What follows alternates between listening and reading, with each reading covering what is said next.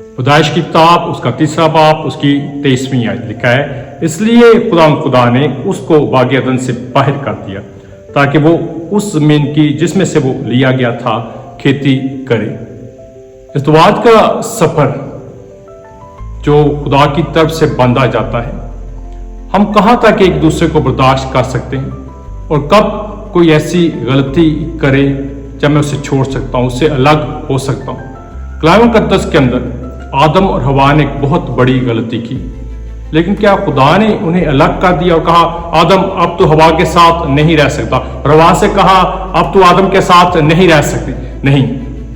अगर हम ज़मीन पर गलतियां करते हैं और इज़्दिवाज में तलखियां भी हैं, कई दफ़ा गलतियां भी हैं, खामियां भी हैं, नालायकियां भी हैं, तो क्या हम एक दूसरे को छोड़ दें? क्या खुदा ने आदम और हवा के साथ यही किया? नहीं। तो फिर खुदा हमसे भी चाहता है हम एक दूसरे की बर्दाश्त करें, एक दूसरे को प्यार करें, और इस हद तक प्यार करें जिस हद तक खुदा यीशु मसीह हमसे प्यार करता है, बावजूद इसके कि मेरे अंदर गलतियां, कोताहियां, कमियां और खामियां हैं, लेकिन मुझ पर काम करता है और वो खामियां खूबियों में बदलती हैं। आप भी अपने शोहर से और शोहर अपनी बीवी से इस हद तक प्यार करें कि उसकी खामियां खूबियों में बदलें, और यही खुदा चाहता है। यीशु के नाम में आमीन।